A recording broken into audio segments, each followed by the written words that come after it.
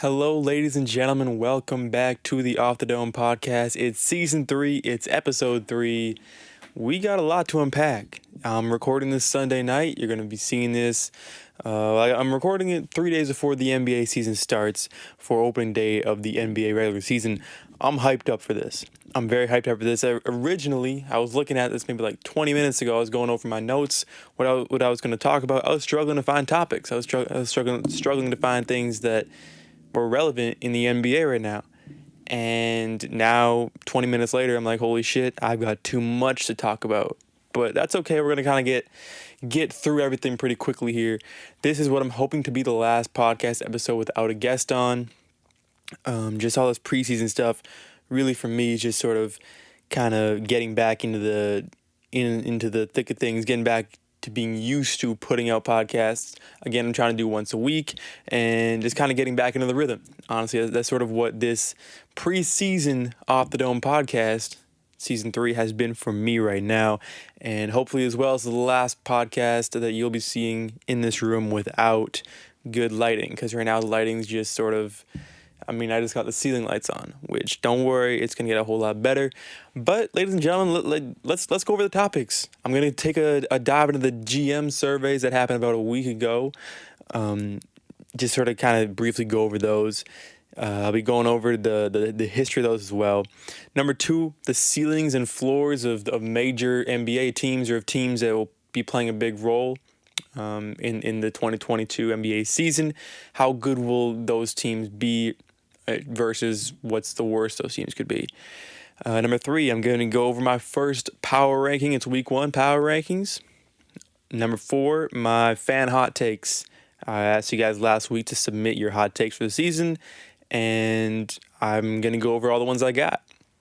Thank you for those who sent those in. Number 5, I'm going to go over a quick little fantasy basketball preview. Not too much to unpack there. By the time you're watching, the season's probably already started.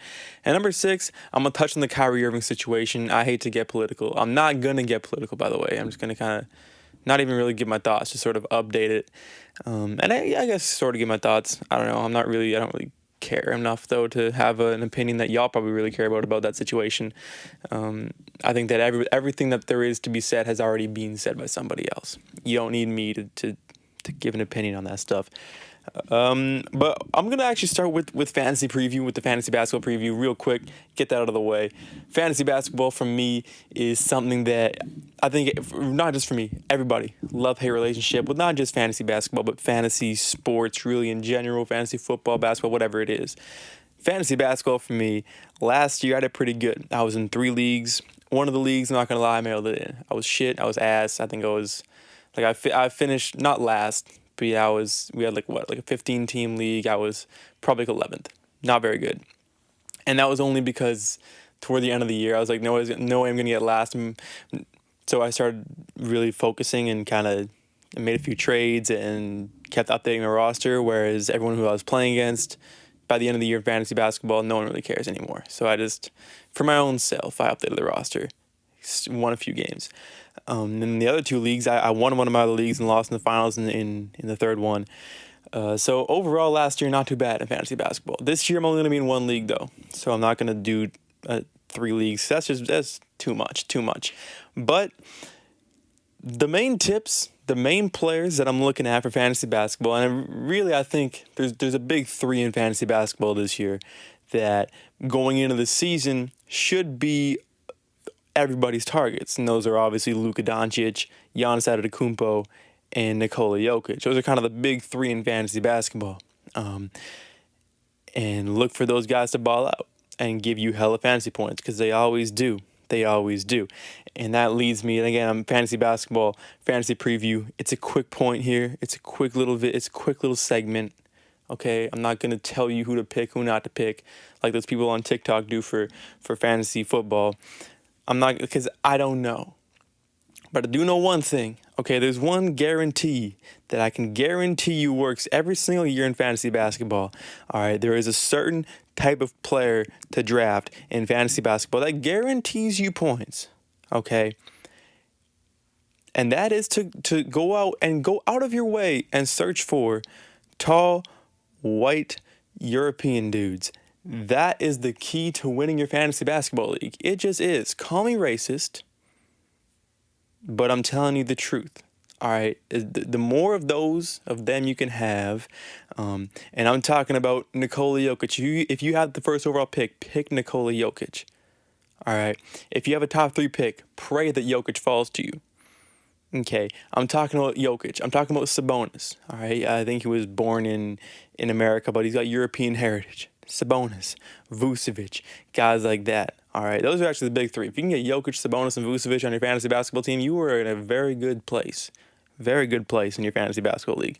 Anyway, that's sort of my fantasy basketball preview. And like I said, I know fuck all about fantasy basketball, but from my experience, tall, white European dudes, kind of the way to go in fantasy basketball. I mean, they pass well, they shoot well, they kind of do it all. And those are the players you want. I would stay away from Russell Westbrook, though, if I could give you guys 1 point. Try to stay away from Russell Westbrook this year. Like, he's not going to be as good as he was last year for fantasy, because he's going to be playing more the Chris Bosh role on the Lakers, the Kevin Love role on the Lakers this year, because, well, LeBron and AD are going to have the ball in their hands a lot more. Westbrook won't be putting up the same kind of numbers that he normally does in an NBA season. That's fantasy basketball right there for you. Okay, that's fantasy basketball. Let's go into the meat and potatoes of this episode. The GM surveys happened about a week and a half ago. I'm not too early on this, I'm not gonna lie.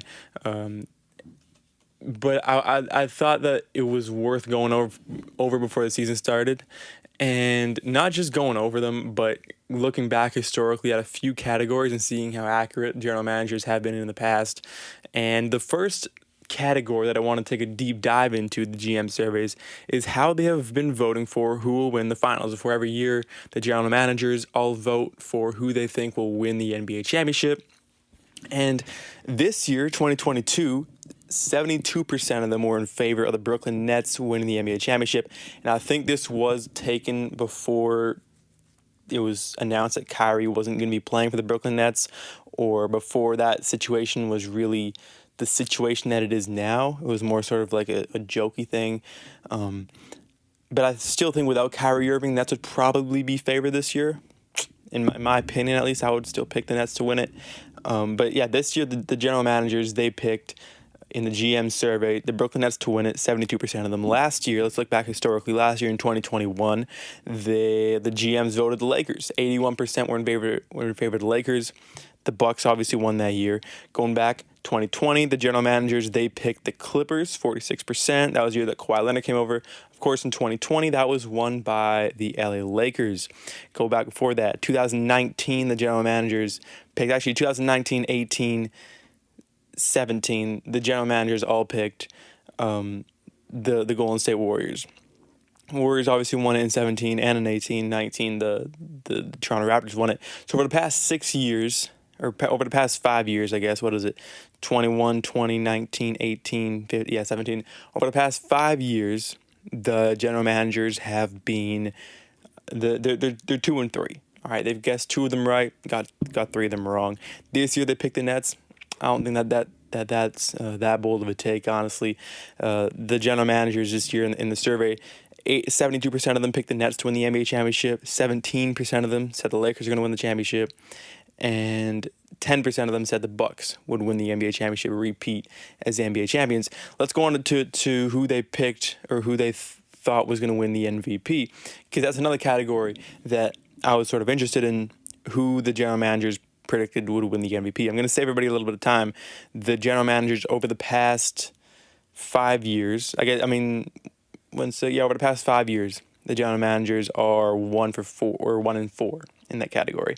In 2017, the GMs picked LeBron James to win the MVP. 47% of them. Who even won the MVP in 2017? Was that James Harden who won it in 17? I think holy shit, because or was that Russell Westbrook? I look like an absolute idiot right now, but I'm having a brain fart. NBA MVP 2017. Who was it? Or was Russell Westbrook in 2017? Okay. All right. 2017, Russell Westbrook won it. the GMs predicted LeBron would win that. 2018, the GMs once again predicted LeBron to win it. James Harden won it in 2018. Was that Harden? Again, fucking hell, how do I not know this? It was Harden. Okay, good. And then 2019 and 2020 was Giannis. Last year was Nikola Jokic. And this year, the general managers, in their GM survey, they predicted Kevin Durant to win the MVP. 37% of them predicted Kevin Durant to win the MVP. Luka Doncic got 33% of the votes. Giannis Antetokounmpo got 13% of the votes. Joel Embiid and James Harden got 7% of the votes, whereas Steph Curry got 3% of the votes. I think, Kevin Durant's a good pick to win the MVP. I'm still leaning Giannis Antetokounmpo. Season hasn't started, but I think that, and I think this, and I don't, it's also not bold of me to predict this, that we haven't seen Giannis Antetokounmpo at his best yet. We haven't seen the best of Giannis Antetokounmpo. He's obviously in his prime, all right, but is Giannis at his peak? Was last year the best we're ever going to get out of Giannis? I think as a basketball player and as a talent, we're going to see a more talented Giannis Antetokounmpo in the future, probably this year. Now, am I saying that Giannis is going to have another season where he drops a 50 piece in game, 6 of the NBA championship to win the finals? No. I mean, I don't think that that'll ever happen again for Giannis Antetokounmpo or really anybody. It's not something that happens. But I think as a player, I think we haven't seen the best of Giannis. We haven't. He's still a young guy. He's still got a lot of room for improvement. We've seen in preseason him getting more comfortable with his jump shot. And it's obviously preseason, but he's more confident with his jump shot. And that is really what I think plays a big role in this, is that if this man can get that jump shot going, I mean, he's already unstoppable, but he will become even more unstoppable. You can't find a flaw in his game if that happens, because he's already shown to be one of the best defenders in the NBA, and he's the most dominant player we've had in the NBA, along with LeBron James. I mean, he's in that conversation. He's in that category in recent NBA history. He's in the domination category of LeBron, of Shaquille O'Neal. He's in that conversation. He just is. Anybody who gives you 50 points, 45 points, and big series closeout games with the way he scores. I mean, he doesn't just give you 50 points by draining threes. That's impressive as fuck, don't get me wrong. But this man, as far as he dominates opponents, he will get 50 points in the paint, dominating you. Giannis Antetokounmpo, for me, I mean, we haven't seen peak Giannis. Going through the rest of these general manager picks, if you were to start a franchise and could sign any player in the NBA, who would it be? 43% of the GMs picked Luka Doncic, 40% of them picked Giannis Antetokounmpo, and I think that's the only real way to go. Luka Doncic should be the obvious choice. Luka and Giannis should be the obvious choice for that. Not a lot to say there. Now, which player forces coaches to make the most adjustments? The GMs picked Stephen Curry, 27%. Which player is most likely to have a breakout season in 2021-22? The GMs picked Jaren Jackson Jr., 17% of them. Who is the best point guard in the NBA? The GMs picked Stephen Curry, 57%. Who is the best shooting guard in the NBA? 63% of the GMs said James Harden. Who is the best small forward in the NBA? 67% said Kevin Durant, 17% said LeBron, and 7% said Kawhi Leonard. Who is the best power forward in the NBA? 63% said Giannis Antetokounmpo. And who is the best center in the NBA? 63% said Nikola Jokic. So going off those numbers, the GMs have picked the all-NBA starting team of Steph Curry, James Harden, Kevin Durant, Giannis Antetokounmpo, and Nikola Jokic as the best players at each position. I think that's pretty fair. I think that's genuinely pretty fair. Anthony Davis might have something to say about that, depending on where you put him, center or power forward. But yeah, there's not a lot to say there. Which team made the best overall moves this offseason? 47% said the Miami Heat. Of course, they brought in Kyle Lowry, had some other good players. Which one player acquisition will make the biggest impact? 77% said Miami Heat, picking up Kyle Lowry, which I'm pretty surprised by. That's quite impressive. Last year, the GMs voted for Chris Paul's acquisition of the Phoenix Suns, which is, I mean, they were right about that one. Moving on, what is the most underrated player acquisition?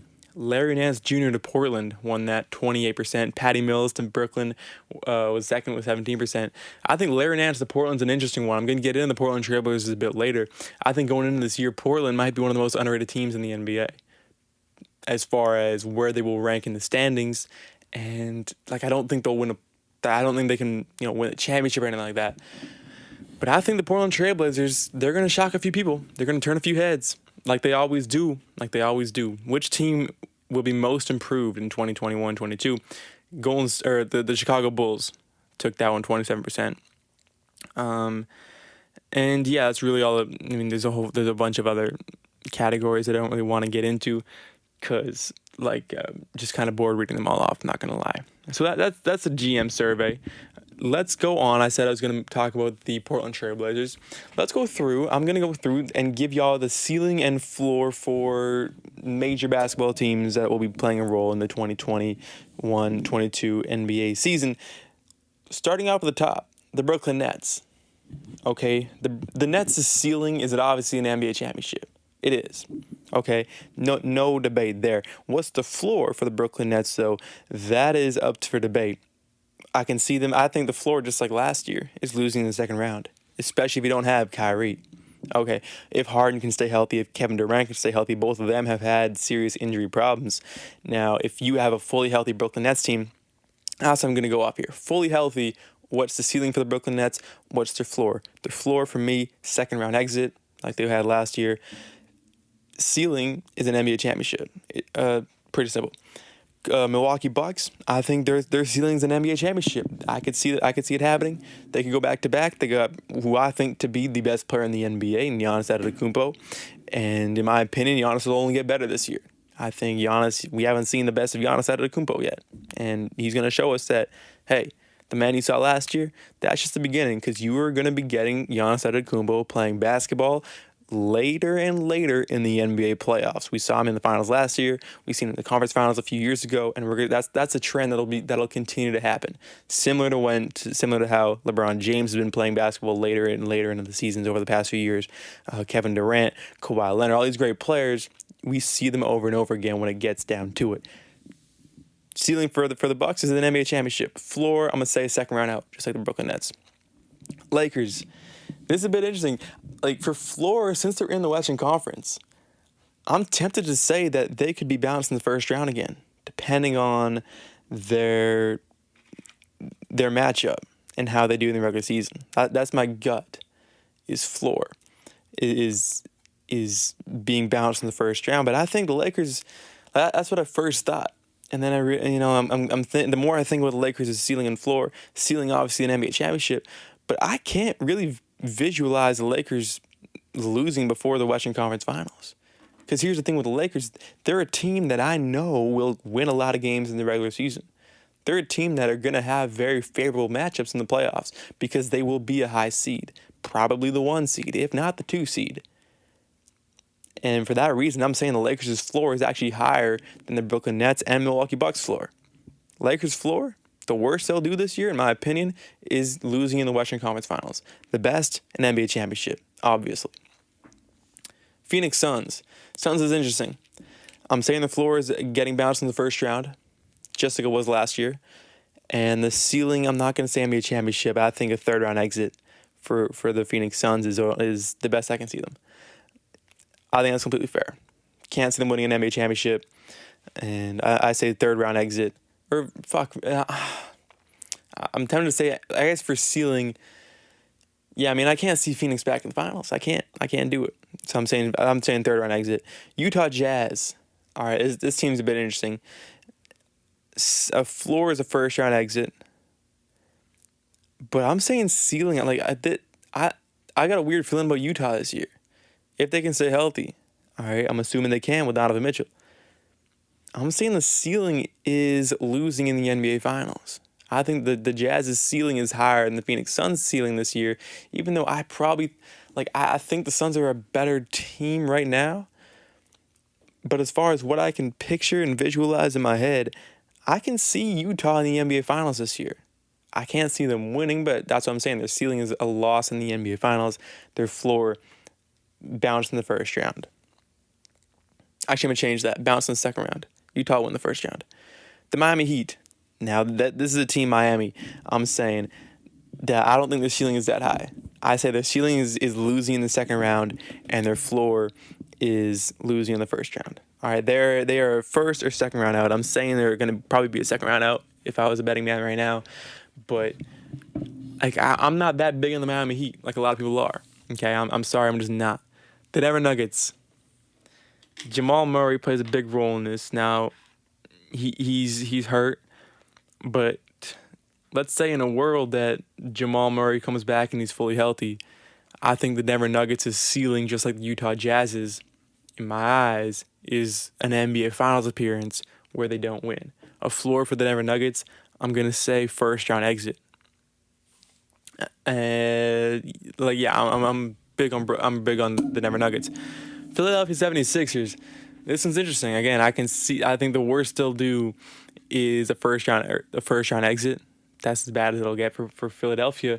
But I'm going to say their ceiling is a conference finals appearance. I think that Joel Embiid could probably lead this team to a conference finals. He almost did last year. But the Ben Simmons situation is very interesting. If Philadelphia can pull off a trade, we'll see what'll happen. But I'm saying ceiling for Philadelphia is losing in the Eastern Conference Finals. Floor is losing in the first round. Atlanta Hawks. Ceiling second round. I'll go through this one quick. I'll go through the next few quick. Ceiling for the Atlanta Hawks is second round out. Floor for the Atlanta Hawks is the first round out. Golden State Warriors. Klay Thompson fully healthy. Stephen Curry fully healthy. Draymond Green fully healthy. If those three things are all true come playoff time, ceiling for the Golden State Warriors is an NBA Finals appearance that they don't win. I'm saying the Warriors, at their best, can make the NBA Finals this year. Their floor, however, first round exit. And that's simply because of injuries, which suck. But Clay, Dre, and Steph together, watch out. I'm not going to do, let's go Clippers. Clippers is an interesting one. Clippers, honestly, the floor for the Clippers is losing in the play-in game. No Kawhi Leonard, losing in the play-in game. Even if Kawhi Leonard is healthy, we know Kawhi Leonard. We know he's never going to rush to get back from injury. But now let's look at the ceiling for the Clippers. Let's say in a world where Kawhi Leonard's injury heals quicker than expected, the Clippers are all of a sudden a contender. Do I see them making the finals? If Kawhi Leonard is fully healthy, then that's something that definitely can happen. I think we can all agree on that. But I'm saying the ceiling for the Clippers is a third round exit. The Boston Celtics is the last team I'll do. Boston Celtics. Now this one I'm hyped about because I think I'm bigger on the Celtics this year than I think a lot of Celtics fans are. All right, I'm not a Celtics fan at all. Let me just say that real quick. But I'm a big believer in Jason Tatum this year. I'm a big believer in this team this year. And I think the Boston Celtics have a sneaky chance of making the NBA Finals, and that's where I put their ceiling at, is an NBA Finals appearance for the Boston Celtics. That's the ceiling for Boston. I could see it happening. I'm a big believer on the Celtics. I'm not a Celtics fan, okay? But I know I'm a bigger believer on the Celtics than most Celtics fans are. Because a lot of Celtics fans, you're telling me that Boston can make the finals? Hell no. But in a world where Jaylen Brown is healthy and the whole team's healthy, that's where I put them at. Floor for Boston, I'm gonna say second round or first round out. So yeah, it's pretty optimistic there for the Boston Celtics. And I said I'll leave off on Boston, but I'm not going to. I'm gonna leave off. Actually, I'm gonna do two more. The Chicago Bulls and the Portland Trailblazers. Portland Trailblazers are going to turn a lot of heads this year. They're going to surprise quite a few people this year. And I say that now, and it might sound a bit strange for me to say, but the reality is the Portland Trailblazers are built to win regular season games. This is just going to be another year for the Portland Trailblazers, where they are a top 3, top 4, top 5 seed in the Western Conference. They're fighting for home court advantage in the West. That's what this team is every year. When they're healthy, when they got Nurkic, CJ, and Dame, they got Larry Nance now. They got a few other good pieces. This team's not going to fuck around and win an NBA championship. They're not going to go to the finals. They're not going to make the third round like we saw them make it a few years ago. I think the ceiling for this team is a second round out. Okay. But the Portland Trailblazers, every year, they do the same thing, which is win a bunch of games in the regular season, look like a contender, play like a contender in the regular season. They're going to be a top, I'd say, they could be a top 3, top 2 seed in the West at their best, fully healthy. I think their seeding will fluctuate between the 6 seed and the 2 seed for Portland. They're a playoff lock, in my opinion. Easy. They're not going to do anything in the playoffs. They never do. But this is a team that I think will shock a lot of people, because I think a lot of people, the stock on the Portland Trailblazers, the Blazers right now, is pretty low. Unusually low. Unreasonably low, in my opinion. And finally, the Chicago Bulls. The Balzo. That's what it is, right? The Balzac? I forgot what it is. The Balzac and the Bulls. Captain Kobe White.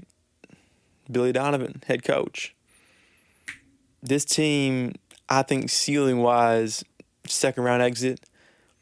I'm not that big of a believer in the Chicago Bulls this year. I think that they'd be lucky to make it out of the first round, honestly, with the roster they have. When you got DeMar DeRozan and fucking Lonzo Ball, Vucevic is hella nice, and of course Zach LaVine is, I think, the best player on that team. It's a good team. Entertaining team, very fun team to watch. I'm gonna really enjoy watching that team. But now, do I think they're gonna go far in the playoffs? No. I'd say the ceiling for Chicago is second round exit. Floor for Chicago, first round exit, because they'll be in the playoffs. Let's be real here. All right, up next, the fan hot takes. I asked you guys last podcast to send in your hot takes, and I'm gonna go over them. I got 3 ones that I'd like to go over. If you would like to be featured in the next podcast's hot take section, leave your hot takes in the comment of this video, the comment of this TikTok that you're watching, or whatever the fuck it is. But these are the hot takes that was received. You can DM them to me. Just get them to me, and I'll go over them. Pretty simple. All right, this comes in from Oscar Kleninsorg _5. I can't read. His name's on the screen anyway. He asked, will the Thunder's tactic of gathering picks work out in the future? Now, I hate to say this. I love the Thunder. I hate to say this, but that depends on what you think work means. For me, in my opinion, will that tactic work? You're asking if it's going to end up in them winning an NBA championship via the draft. That seems too good to be true. That seems too good. If you can organically building a team to an NBA championship that seems too good to be true. That being said, the OKC Thunder, they're very, very good at drafting. They've had a very good history over the past 10 years, and they continue to do it over the past 15 years, and they continue to do it. Drafting very, very good players. Not even first and second overall, but they can pick them later on in the draft too. Very good eye for talent. And we've seen that OKC, they consistently have a very good front office, good teams. They're in a small market. They can't really attract big free agents. They never really have. And if you're asking if the Thunder's tactic of drafting will eventually lead to them winning an NBA championship in the next 15, 20 years, I have to say no. It just seems too good to be true. They're going to be really good, contenders for sure, but I think that what wins in this league, unfortunately, is big market teams that can attract free agents. That's how it works. I think the Bucks winning last year, that's an anomaly, because you look back throughout the years, and the teams that win are the teams that draft the big name, or that can get the big name free agents, except for the Cleveland Cavaliers, who somehow won. But Cleveland, y'all were so damn blessed to have LeBron James born near you, because holy shit. If y'all didn't have LeBron, man, y'all would have had fuck all.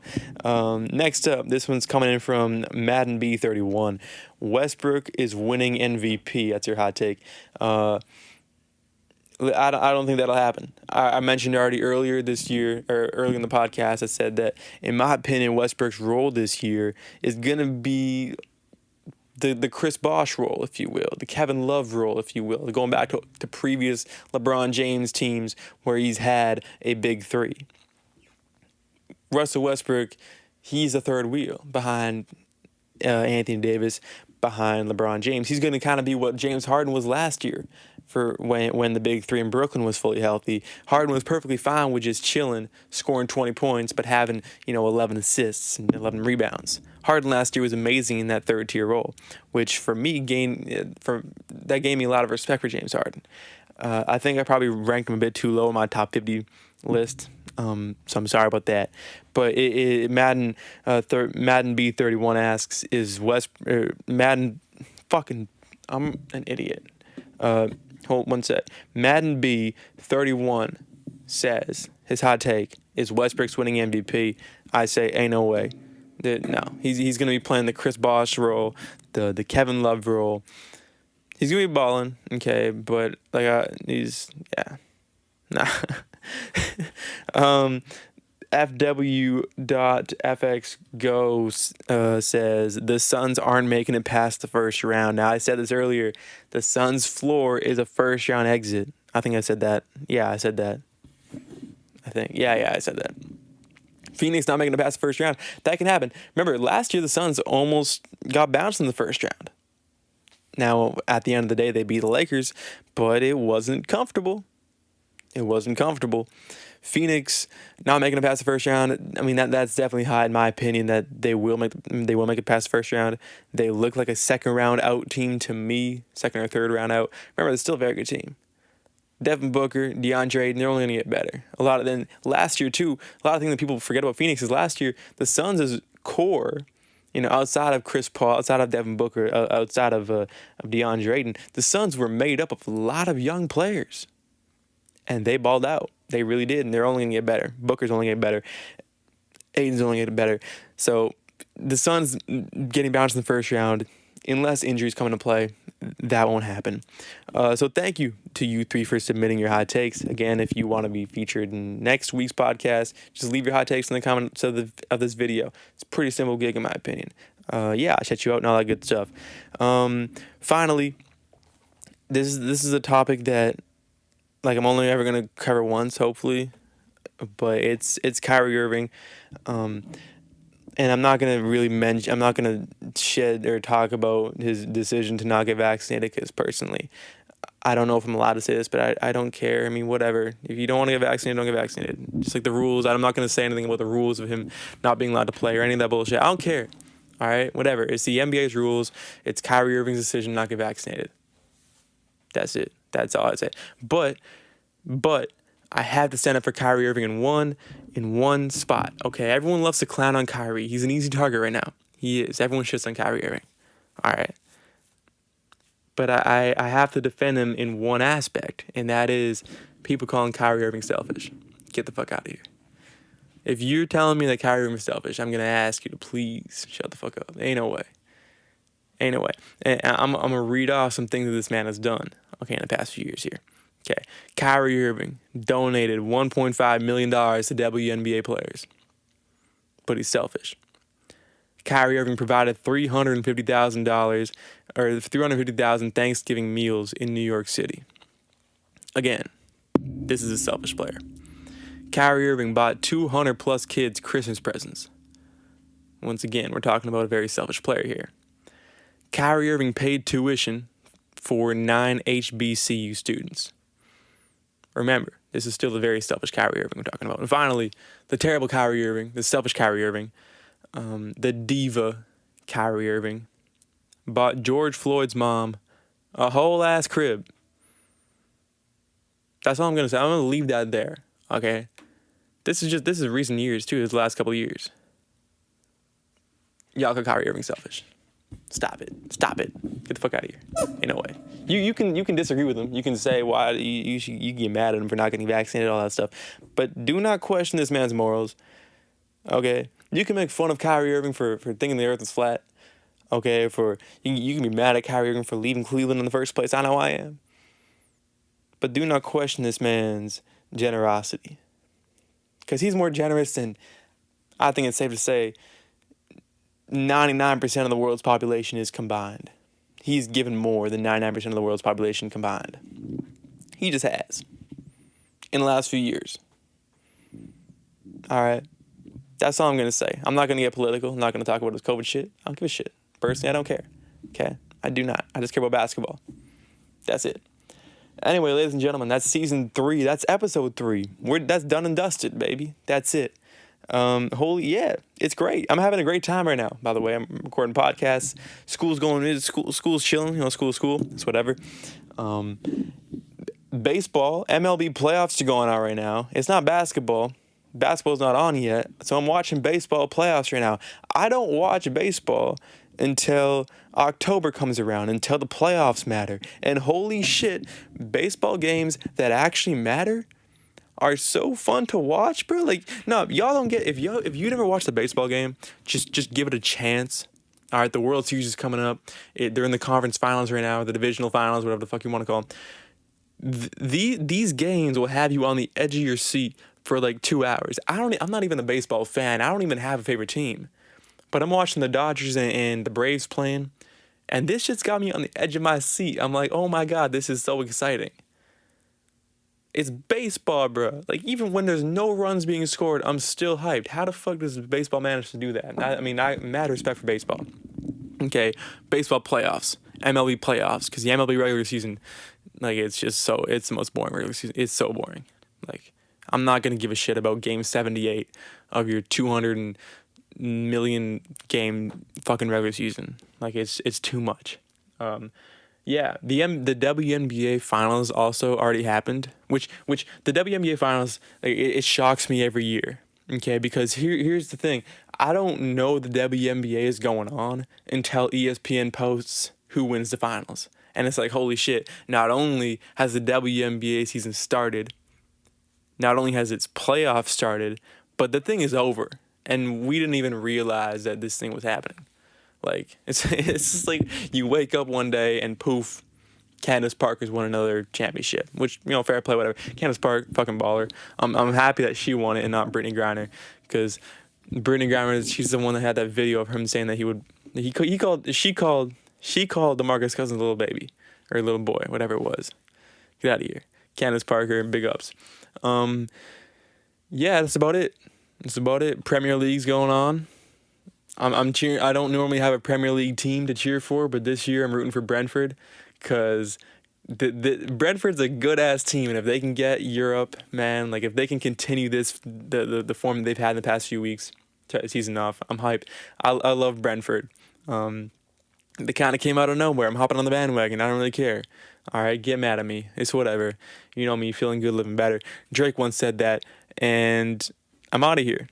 Ladies and gentlemen, thank you very much for watching, listening, tuning in. Peace out, y'all.